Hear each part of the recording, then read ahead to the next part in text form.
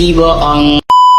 Aku hanya memikirkan satu peraturan penting. Kenapa kau lakukan hari ini kalau kau bisa melakukannya besok? Hahaha. Few moments later.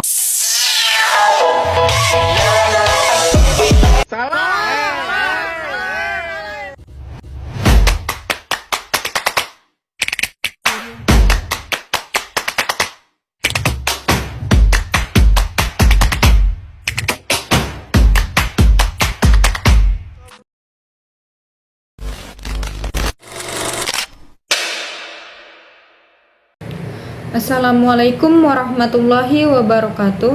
Perkenalkan, nama saya Bella Sadila. Di sini saya akan menjelaskan atau memaparkan materi tentang teori pembelajaran humanistik. Pengertian teori humanistik. Teori belajar humanistik adalah salah satu teori pembelajaran yang dilandaskan pada psikologi manusia. Teori ini memfokuskan pada pengembangan diri individu dengan cara yang sesuai potensi diri, mengamati dan menilai dari kacamata si pelaku.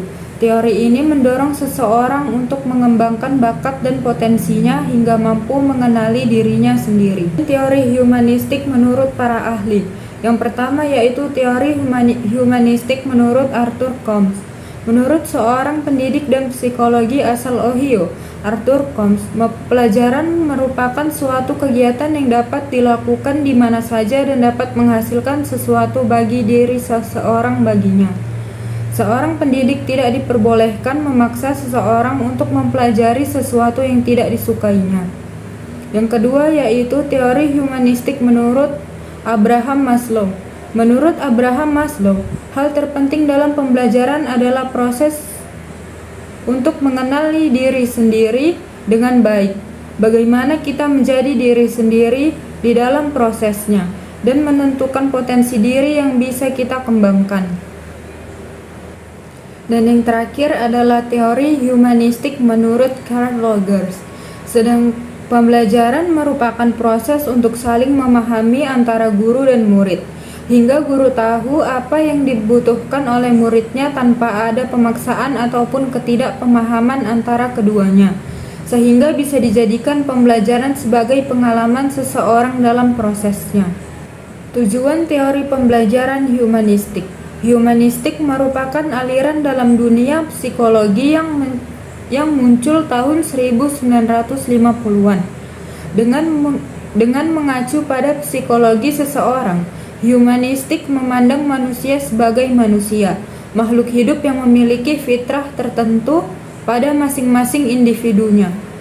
Karena itu, teori humanistik memiliki tujuan untuk memanusiakan manusia, sehingga seseorang bisa mengenali dirinya sendiri dengan potensi yang ada dalam dirinya dan diharapkan untuk bisa mengembangkannya.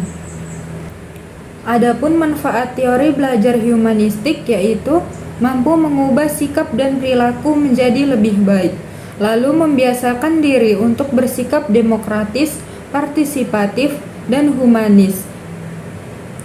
Yang ketiga, meningkatkan keinginan diri untuk belajar. Pengertian teori humanistik menurut para ahli. Yang pertama yaitu teori pembelajaran menurut Arthur Combs. Menurut seorang pendidik dan psikolog ini, pembelajaran merupakan suatu kegiatan yang dapat dilakukan di mana saja dan dapat menghasilkan sesuatu bagi diri seseorang. Baginya, seseorang pendidik tidak boleh diperbolehkan memaksa seseorang untuk mempelajari sesuatu yang tidak disukainya. Pada teori ini, belajar akan terasa berarti bagi murid. Tugas pendidik ialah menjadi pembelajaran dengan tidak mengatur ataupun memaksakan materi yang tidak diketahui oleh murid. Saling memahami antar pendidik dan murid menjadi kunci terlaksanakannya teori belajar humanistik di tempat pembelajarannya. Teori belajar menurut Carl Rogers. Menurut tokoh psikolog humanistik dari Illinois, Amerika Serikat, Carl Rogers, belajar itu harus melibatkan sisi intelektualitas dan emosionalitas seseorang. Karena itu, motivasi belajar merupakan hal yang wajib dimiliki oleh seorang pelajar. Teori belajar menurut Abraham Maslow. Abraham Maslow mengemukakan pandangannya mengenai teori ini. Menurutnya, setiap individu akan berusaha dan berupaya untuk memenuhi kebutuhan hierarkis dalam hidupnya. Dorongan untuk menuju ke arah yang lebih baik sangat diperlukan dalam hal ini. Adapun konsep teori belajar humanistik, konsep dasar yang wajib dijadikan acuan pada teori belajar humanistik adalah manusia menjadi peran penting dan utama dalam mencapai kesuksesan dirinya.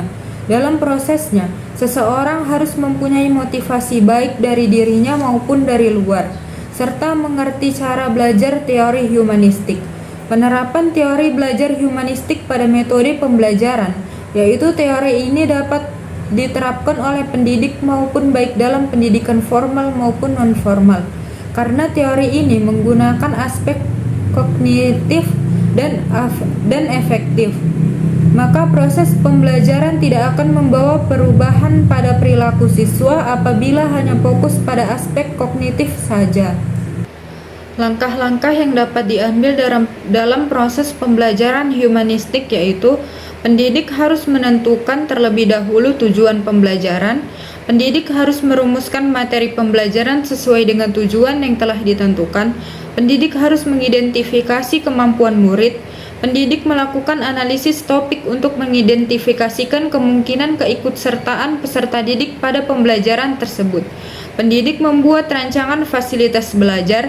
Pendidik mendorong peserta didik untuk memahami makna dari pengalaman dalam proses belajar.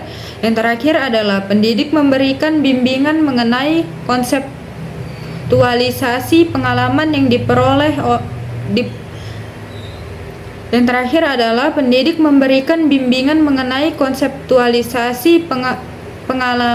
diperoleh dari hasil pembelajaran. Berikut ini merupakan pengaplikasian teori humanistik dalam pembelajaran. Yang dapat kita lakukan yaitu memperhatikan dan memberikan motivasi belajar pada peserta didik, memberikan pelajaran kembali apabila ada peserta didik yang belum paham, mampu memahami karakter dari setiap peserta didiknya, menyediakan fasilitas dan sumber belajar, baik buku, media visual, dan audio. Tetap menjalin komunikasi yang baik dengan peserta didik supaya kondisi pembelajaran tetap terkontrol. Memberikan dorongan untuk peserta didik agar lebih peka dan kreatif, memacu keaktifan tiap peserta didik. Yang terakhir adalah kesimpulan. Kesimpulan yang dapat diambil dari teori belajar humanistik adalah teori belajar humanistik menekankan perkembangan potensi individu secara menyeluruh, baik dalam aspek kognitif, emosional maupun spiritual. Teori ini berfokus pada peran aktif peserta didik dalam proses belajar, pentingnya motivasi intrinsik, serta pencapaian aktualisasi diri. Tokoh-tokohnya seperti Abraham Maslow dan Carl Rogers percaya bahwa belajar akan lebih bermakna jika peserta didik merasa dihargai, aman, dan memiliki kebebasan dalam mengarahkan proses belajarnya sendiri. Secara umum, teori ini menganggap bahwa tujuan utama pendidik bukan hanya penguasaan materi, tetapi pembentukan manusia yang utuh dan mandiri. Baiklah, mungkin itu saja materi yang dapat saya sampaikan. Lebih dan kurangnya saya mohon maaf. Wassalamualaikum warahmatullahi wabarakatuh.